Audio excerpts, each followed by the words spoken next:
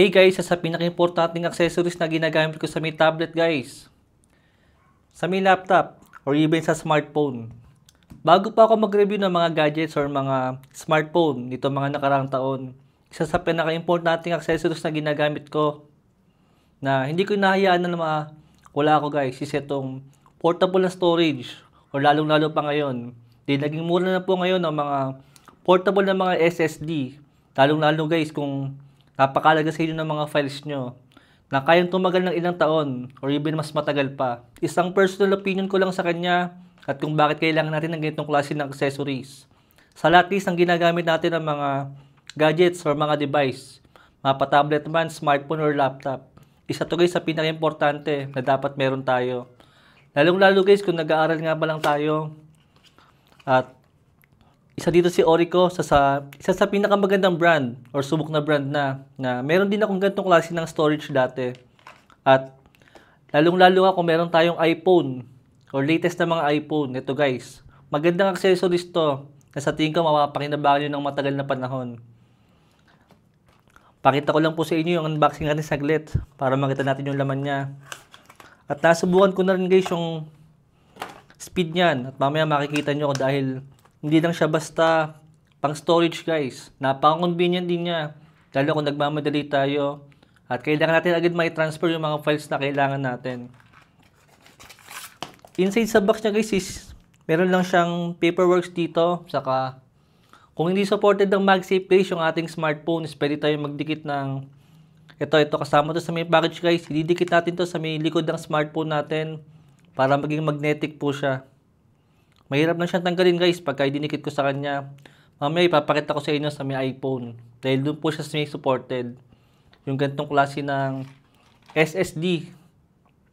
Actually guys, ang isa sa kaiba ng SSD sa mga normal na mga USB, isang ibig sabihin po ng SSD is solid state drive. Kumbaga, tumatagal talaga yung ganitong klase ng mga storage na pwede rin siyang mabasa. Pwede rin siyang mainitan ng sobrang init. At kaya talagang safe na safe yung mga files natin na hindi siya agad magko-corrupt. Kahit mabasa yung itong itong SSD natin. Siya guys, oh. Sa mga supported dyan na mga case din, hindi dikit lang po natin yan. Yan. Hindi na po siya matatanggal. I-connect lang natin siya.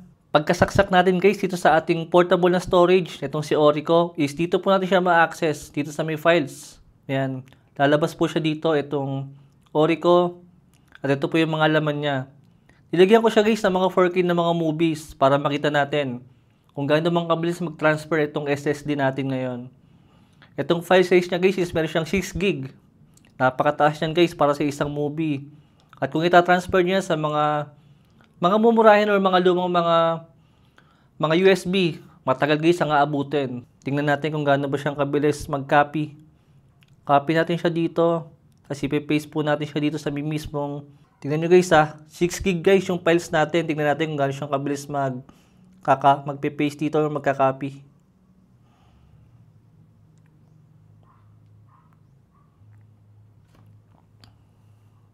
Yun guys almost 7 seconds lang is na-copy agad natin yung files natin dito.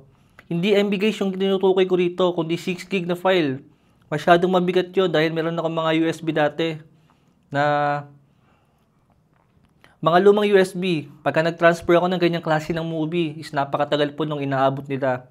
Ito guys, pagka tin-transfer ko itong buong folder na to guys, tingnan natin kung ilang gig siya. Yan guys, 62 gig na file size siya. Itong folder natin ng mga 4K na movies. Tingnan natin kung gaano siyang kabilis na maita-transfer dito guys. Dito sa may Orico. Tingnan natin kung gaano siyang kabilis. Teka lang pala guys. Sige.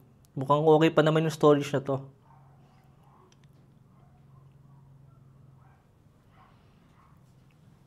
Tingnan natin kung gaano siyang kabilis magta-transfer itong 62 gig na file. Dati lang guys, kung naaalala nyo yung mga 32 gig na mga USB natin, kung nakakagamit kayo dati, kung gaano kabagal mag-transfer yung mga dati yung mga USB.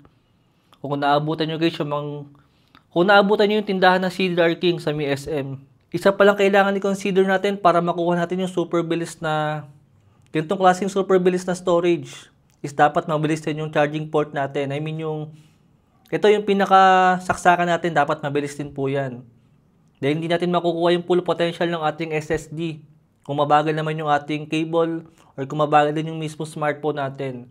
Nakadepende pa rin po sa smartphone natin kung gaano kabilis yung magiging transfer speed itong Orico natin, guys. Pero dito sa may 16 Pro Max, yan guys, so 1 minuto pa lang is matatapos na siya agad. Ganyan kabilis yung ating Orico na portable USB and portable SSD. Yan guys, tapos na siya. Halos 1 minute and 20 seconds na natin natapos itong 10 movies natin na merong 62 gig. Masyadong mabilis yan, guys. Kaya sakali guys na naghahanap kayo ng portable na SSD, I think magandang investment din to. Kaya hindi naman siya agad masisira. At tingnan nyo yung read speed niya is umaabot po siya ng totoo ba guys, 20 gigs. Napakabilis nun. Pero syempre nakadepende na yun sa may cable natin saka sa smartphone natin. Yun po yung magiging basihan ng speed niya. Kumbaga pwede nga siyang umabot ng ganun kabilis. Kung ganun din kabilis yung mismong smartphone natin. Pero sa akin guys, masyado na rin yung mabilis para sa ganung klase ng lang. 3 variant palagi isang Orico na portable SSD. Meron po siyang 512 gig na version at meron siyang 1 terabyte na version. 1 terabyte po itong nasa atin. At meron din po siyang 2 terabyte na version. At meron po siyang 2 kulay na available. Itong kulay blue na nasa atin ngayon. Saka itong kulay gray. Yan. Depende po sa gusto natin. Ilalagay ko na lang po yung link sa may description saka sa may comment section. Kung sakali man po na interested kayo dito kay Orico na portable SSD. Yan po yung pangalan ng device natin. 820 Plus. Pwede po siya sa may Windows, sa may Mac, sa Linux, saka sa Android. Yan guys. Yun lang yung mabilis na unboxing natin dito sa may portable SSD natin ni Orico. Thanks for watching.